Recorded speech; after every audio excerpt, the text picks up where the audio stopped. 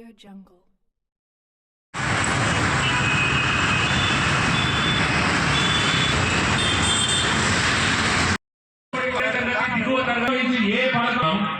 మేమందరం కూడా ఢిల్లీకి వెళ్ళి తెలంగాణలో నియోజకవర్గాలు అన్నారు తెలంగాణలో కమ్మవాళ్ళు రాజకీయంగా మాట్లాడడం ఏంటని చెప్పి. తెలంగాణ కమ్మవాళ్ళు ఒక రాజకీయంగా లేదు, వాణిజ్య రంగంలో ఉన్నారు, వైద్య రంగంలో ఉన్నారు, విద్యా రంగంలో ఉన్నారు. పార్టీతో తెలుస్తుంది అందరినీ కూడా, ప్రతి ఇంట్లో ప్రతి యువతని కూడా, ఇక్కడ చాలా మంది యువత ఉన్నారు, వ్యక్తిగతంగా అందరితో కూడా పరిచయాలు ఉన్నాయి. అందరినీ కూడా ఒకటే కోరుకుంటున్నా, రాజకీయాలకి రాండి, మనకు ఒకటే చక్కగా మీకు గిఫ్ట్ మహిళలు ఓకేనా. అలాగే స్పెషల్ గేమ్స్ ఉన్నాయండి. సో ఈ రోజు ఈ యొక్క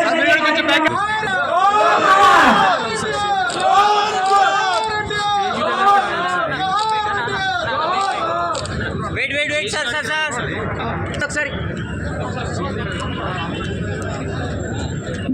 స్మైల్ ఎవ్రీబడీ స్మైల్. దయచేసి ఈ మధ్యలో గ్యాప్ ప్లీజ్. మన కాన్సెప్ట్ కరెక్ట్ అని చెప్తున్నాం. మీ పక్కన ఉన్న వాళ్ళతో మాట్లాడుతూ ఉండండి, ఏదో పరిచయాలు అవుతూ ఉంటాయి. మీ పక్కన పరిచయాలు దయచేసి అందరూ కూర్చోవాలా, దయచేసి కూర్చోవాలా. అద్భుతంగా కూడా వచ్చారు డాక్టర్ స్వరూపుని విద్యాసాగర్ గారు మన KPHB కమ్మ సంఘం.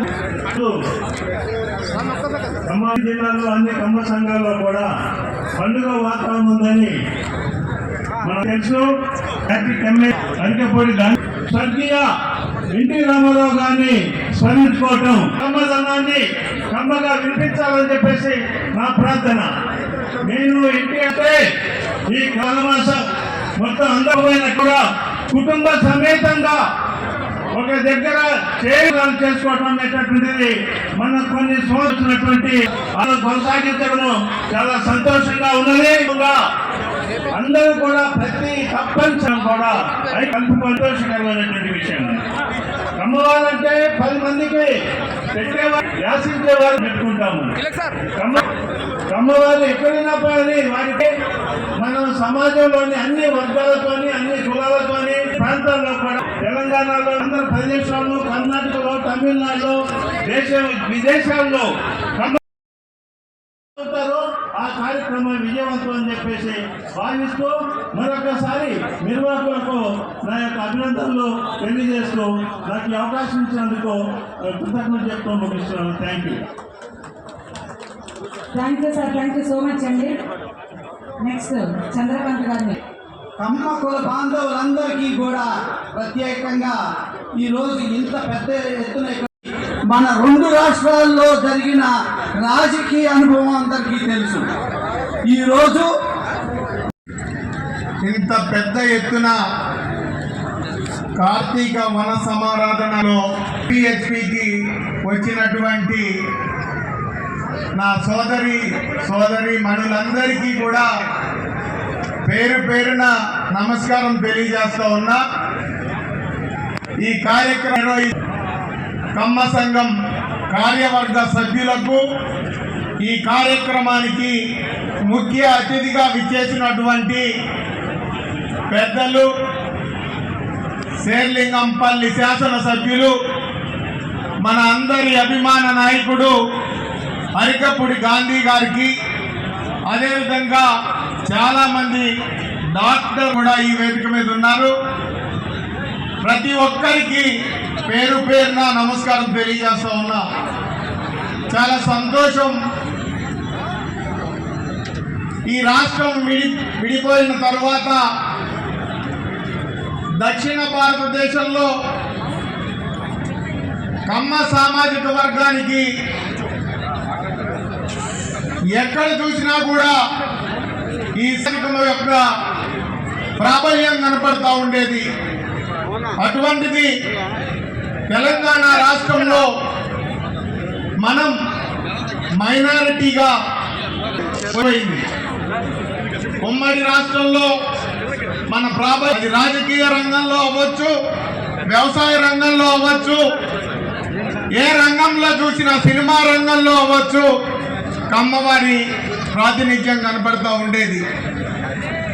ఈరోజు ఈ ప్రభుత్వంలో కూడా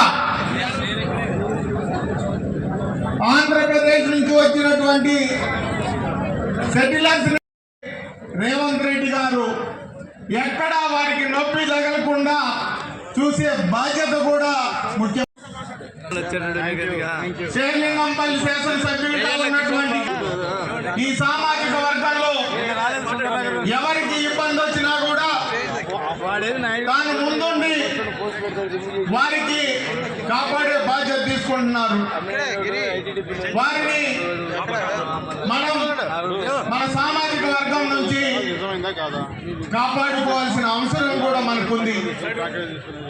వారు ఈ సామాజిక వర్గం కోసం అనేక కార్యక్రమాలు తీసుకున్నప్పటికీ మరి ఈరోజు అనేక కార్యక్రమాలు చేసేందుకు ప్రభుత్వం నుంచి కూడా ఈరోజు రాష్ట్ర భూమిని కూడా కేటాయించే విధంగా దానిలో మరి మన సామాజిక వర్గంలో ఉన్నటువంటి పేద పిల్లలకి చదువుకునేదానికి విద్యా అవకాశాలు కల్పించేదానికి హాస్టల్ కట్టేదానికి కూడా కొన్ని ప్రణాళికలు. అంతేకాకుండా మొన్న కూకట్పల్లి పోటీ చేసినటువంటి శాసనసభ్యులుగా కాంగ్రెస్ పార్టీ నుంచి పోటీ చేసినటువంటి బండి రమేష్ గారు కూడా ఈ హైదరాబాద్ నగరంలో ఎటువంటి ఇబ్బంది వచ్చినా కూడా మీ పక్షాన నిలబడి పోరాడే కార్యక్రమం తీసుకున్నారు. నేను ఒకటే చెప్పదలుచుకున్నా, ఆనాడు ఎన్టీ రామారావు గారు తెలుగుదేశం పార్టీని స్థాపించి సామాజిక వర్గానికే కాకుండా ఈ రాష్ట్రంలో బడుగు బలహీన వర్గాలకు కూడా రాజకీయ అవకాశాలు కల్పించి రాజకీయాల్లో ఒక నూతన ఒరవడిని తీసుకొచ్చినటువంటి మహానుభావుడు మరి ఎన్టీ రామారావు గారు. ఈ రెండు కాబట్టి ఈ సభాపూర్వకంగా కళ్యాణన్న వశిష్ఠ శ్రీలక్ష్మి కళ్యాణన్న మేమిద్దరం కేపీహెచ్పి కమ్మ సంఘం వాళ్ళకి మెడికల్ రిలేటెడ్ సర్వీసెస్ ఏదైనా ఆల్రెడీ కార్పొరేట్ హాస్పిటల్స్ అందరితో మాట్లాడుతున్నామండి. ఆ కార్పొరేట్ హాస్పిటల్స్ టైఅప్ చేసుకొని పేదవాళ్ళకి అది ఎంత ఎక్స్పెన్సివ్ అయినా పర్వాలేదు, అది ఎన్ని లక్షలైనా పర్వాలేదు, అలాంటి సర్వీసెస్ చేయాలనే నిశ్చయంతో మా కళ్యాణన్న మేము వశిష్ఠ శ్రీలక్ష్మి కళ్యాణన్న మేము ఇద్దరం కలిసి ఇది చేయాలని సంకల్పిస్తున్నాము. ప్లానింగ్ అంతా జరుగుతుందండి. ఒక టోల్ ఫ్రీ నెంబర్ త్వరలో ప్రకటిస్తాము.